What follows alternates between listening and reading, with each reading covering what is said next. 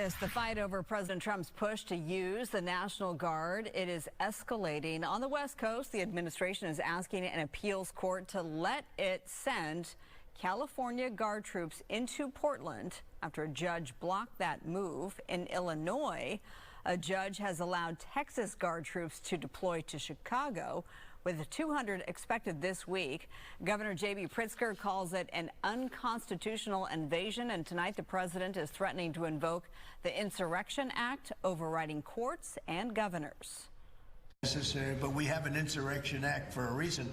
If I had to enact it, I'd do that. If people were being killed and courts were holding us up, or governors or mayors were holding us up, sure, I'd do that. I mean, Donald Trump is using our service members as political props and as pawns in his illegal effort to militarize our nation's cities. With the courts divided and the president signaling he's ready to escalate, the stakes are growing for both sides. Legal analyst Jessica Levinson joins me now to break down what comes next. Thank you so much. Let's just start with the basic here, basic for, I think, everybody, and that is, what is the Insurrection Act, and is President Trump within his right to invoke it?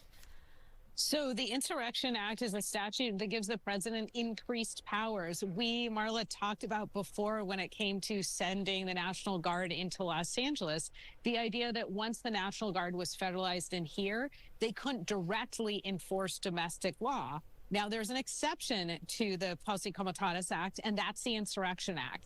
If you do, as president, invoke the Insurrection Act, then you can have the military acting like a civilian law enforcement agency. You can have members of the National Guard and the Army who are the ones who are actively searching, seizing, performing arrests. And that's something that looks different than most Americans are accustomed to. Now, you asked me, is the president within his rights? I'm going to give a annoying answer, which is we don't have a lot of precedent on this. We just have not seen presidents try to invoke the Insurrection Act.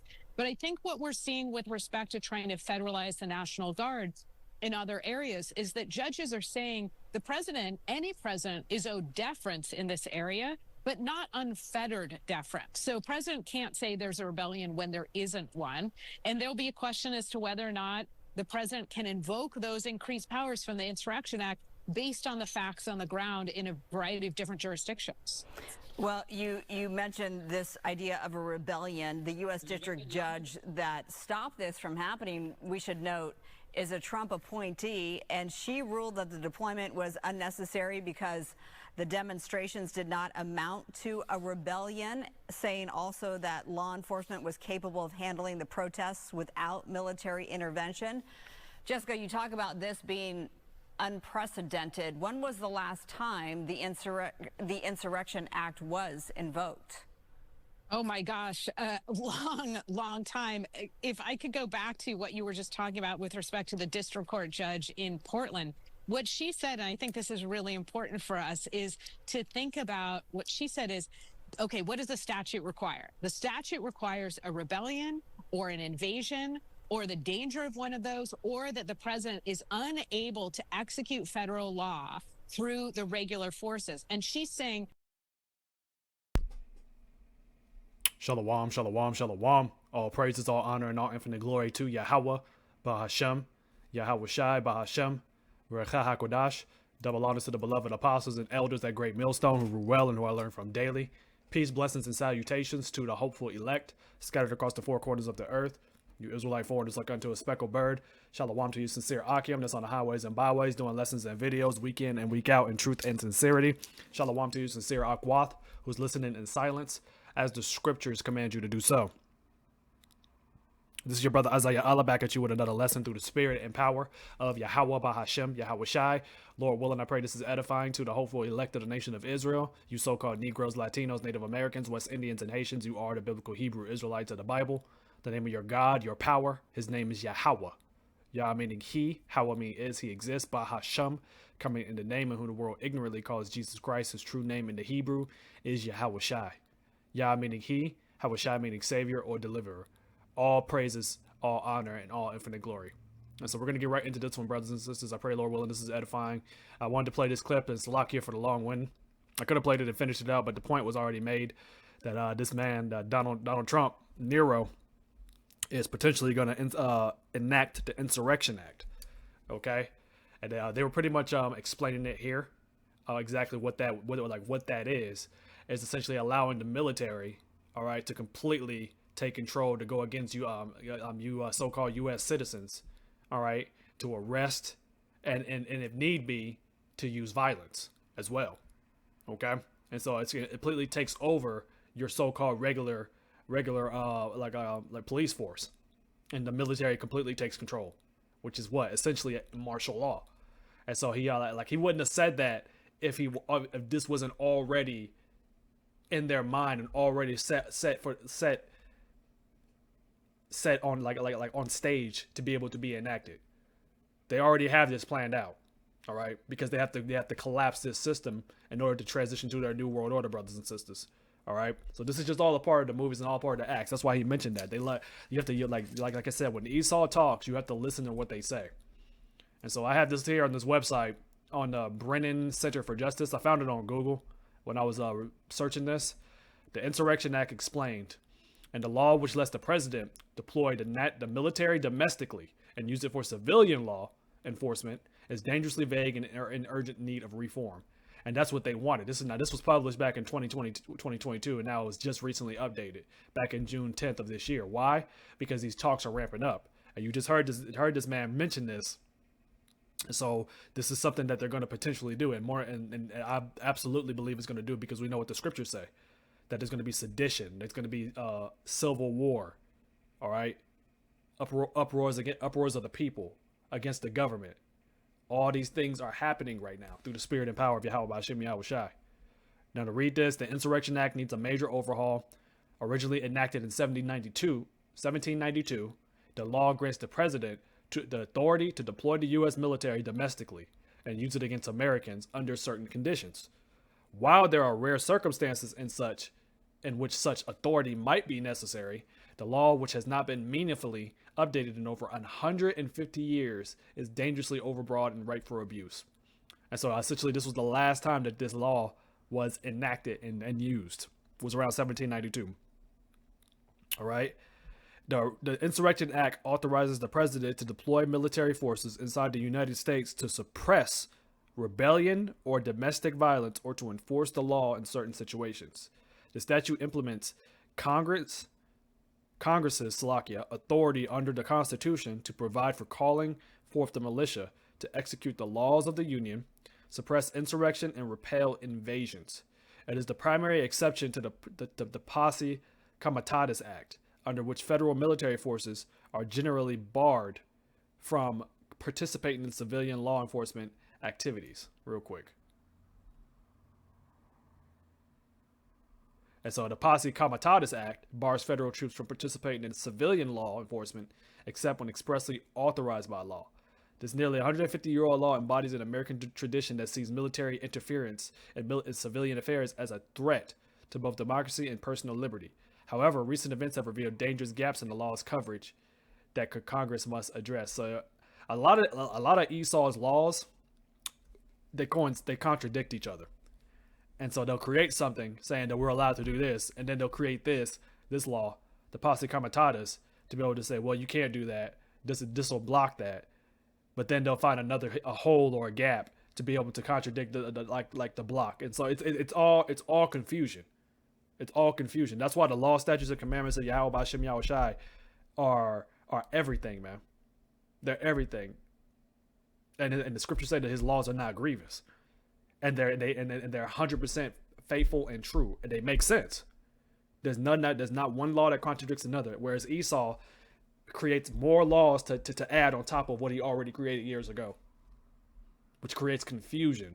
All right, there's no balance. And so, in British and American law, a posse comitatus is a group of people who are mobilized by the sheriff to suppress lawlessness in the county. And any classic Western film, when a lawman gathers a posse to pursue the outlaws, they are forming a posse comitatus, or however you pronounce it. The Posse Comitatus Act is so named because one of the things it prohibits is using soldiers rather than civilians as a posse comitatus. All right, and so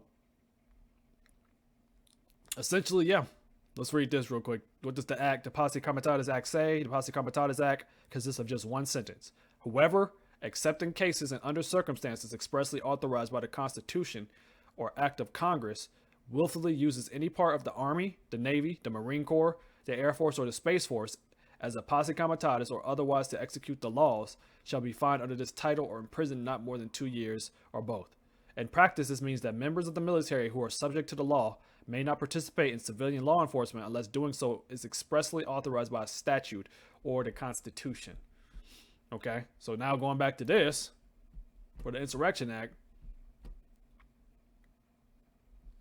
this is the only exception to the Posse Comitatus Act. This is the Insurrection Act. So this overrides that. So essentially, if this man invokes that, then you're going to see, of course, like I was stating earlier, the military's all on the street, which you're already seeing that. They already got the National Guard. He already sent 300 troops over there to Chicago and Portland. The judge tried to override Donald Trump from doing that, and he already sent, and Donald Trump didn't give a shit. He said, I'm sending the troops anyway, the National Guard. And they're already over there, as you saw in the video clip. And so we're in that time now where we're seeing it, Jacob's trouble. All right, things are getting culminated, things are getting set in stone, and it's going to push forth what? Civil war. We got to continuously talk about this, man. This is the time like never before that YAHAWASHI spoke about, man. The tribulation, everything is happening through the Spirit. And this man is and I feel like he's about to enact this, and it's gonna implement the martial law. Under normal circumstances, the Posse Comitatus Act forbids the U.S. military, including federal armed forces and National Guard troops who have been called into federal service, from taking part in civilian law enforcement. This prohibition reflects an American tradition that views military interference in civilian government as being inherently dangerous to liberty. Invoking the Insurrection Act temporarily suspends the Posse Comitatus rule and allows the president to deploy the military to assist civilian authorities with law enforcement. All right, so that might involve soldiers doing anything from enforcing a federal court order to suppressing an uprising against the government. Of course, see, and notice that, sedition. Let's get that scripture. And that's what they're going to do, man.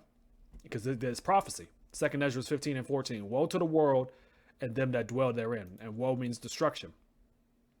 For the sword and the destruction draweth nigh, and one people shall stand up and fight against another, and swords in their hands. What's that? That's civil war, race wars, class wars. All right. YAHAWASHI is going to be, is Bruce stirring the pot right now as we speak. All these things are essentially about to happen. Okay. And we're getting closer and closer to that time. It's just like it begins. It's gradualism. It begins with just the protesting, but sooner or later it's going to turn into bloodshed.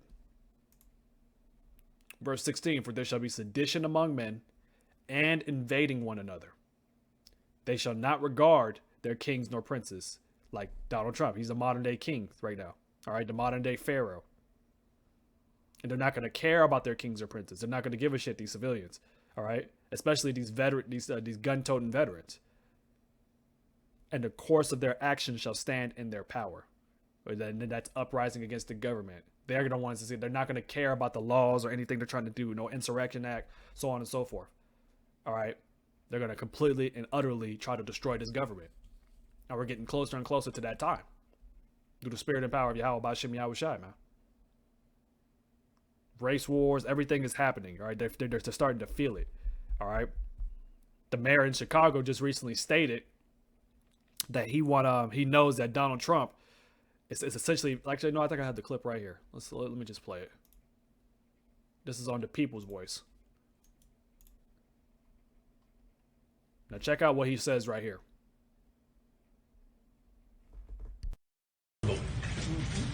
Hi, Mayor. Hi. I know you're going to talk about the Texas Guard, Illinois Guard, but can you give us a little bit about what your next steps could be to fight that?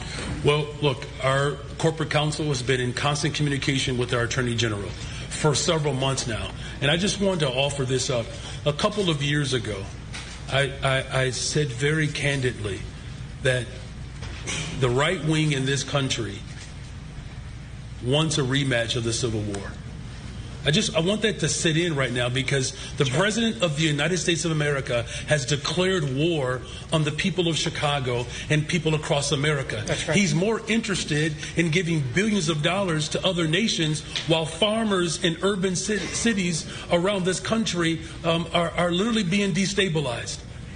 And so whether it's the legal system, whether it's through executive order, or whether it's through the brave women and men who are serving as rapid responders. We literally have people who are volunteering in this city, on the southwest side, the northwest side, all over this city, to make sure that we're protecting children from being separated from their families. And we're talking about volunteers who are literally putting themselves at risk of being shot and killed by the federal government.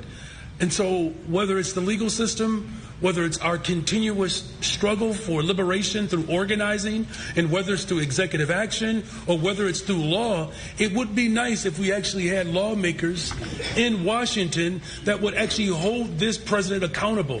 And if they won't do it, then the city of Chicago will, using every single tool that's available to us. So as you heard him say, that he's trying to do, the far right is trying to have a rematch of the Civil War. As you can see here, the right wing in this country wants a rematch of the Civil War. And so all these words that they're saying, all these talks are ramping up, and we're getting closer to that time through the spirit and power of YAHAWASHI. Let's get this. 2nd Ezra 13, beginning at verse 29. Behold, the days come when the Most High will begin to deliver them that are upon the earth. Who is the them? The elect of the nation of Israel. That's it. All right, the remnant that's returned back to YAHAWASHI in spirit and in truth, man. And he shall come to the astonishment of them that dwell on the earth.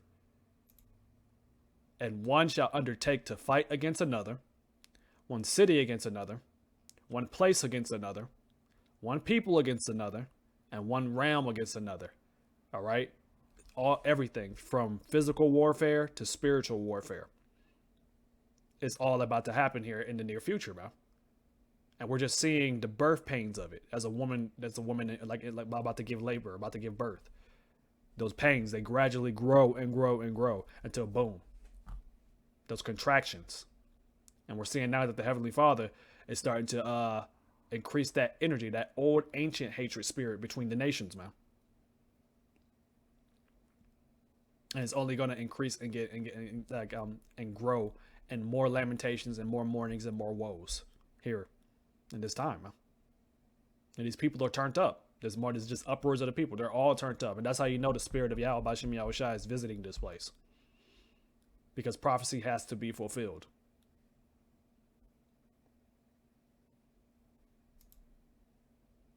This is Isaiah 19 and beginning at verse 2. And I will set the Egyptians against the Egyptians, and they shall fight everyone against his brother, and everyone against his neighbor, city against city, and kingdom against kingdom. All right, as it says in Matthew 24, nation shall rise against nation. Wars, rumors of wars. This is civil war. All right, this is also race wars, riots, economic wars. Between this, man, America is modern day, spiritually known as Sodom and Egypt, as in Revelation chapter 11. And this is what's about to culminate, man.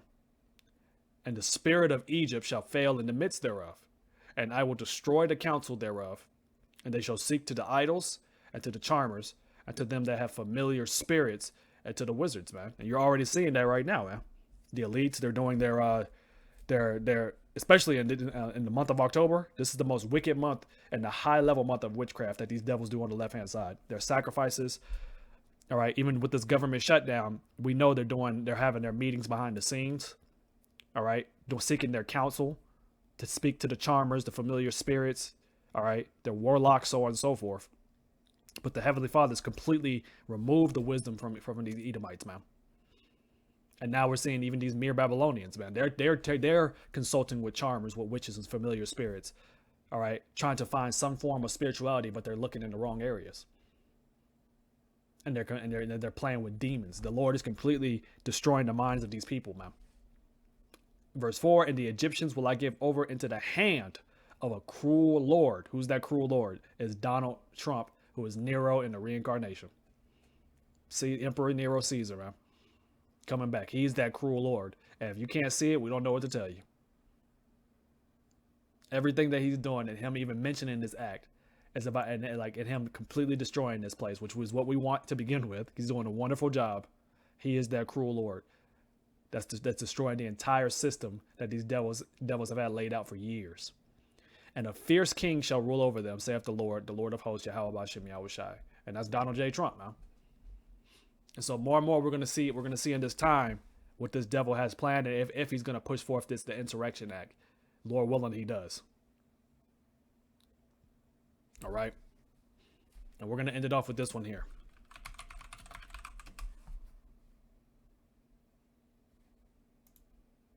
Proverbs 28:15.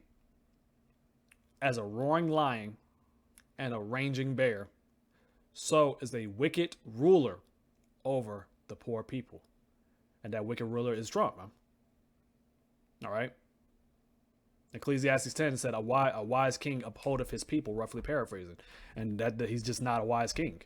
But he's actually doing the bidding of the elite banking families, like I stated earlier at the beginning of this lesson, brothers and sisters, to push forth the destruction of this system economically. All right. Because this place is done. They want to transition to their NWO. And with that, there has to be a lot of bloodshed and war. They understand that. They already know that, all right? They delight in war. So everything they're doing is to push forth their new world order agenda and what and everything they want to lay out, their new system. The head of it being the RFID chip, the mark of the beast. And so we're closer and closer to that time. And so the poor people are going to suffer. The poor, especially, who is the poor? You Israelites, you so-called Negroes, Latinos, Native Americans, West Indians, and Haitians, man. And this man is roaring right now like a lion against you people. And it's going to increase. So I pray, Lord willing, you were edifying, repent, giving all the praises, honor, and infinite glory to YAHAWAH, BAHASHAM, YAHAWASHI, BAHASHAM, RAWCHAA, QADASH, and double honor to the beloved apostles and elders of Great Millstone who rule well. Shalom to the hopeful elect.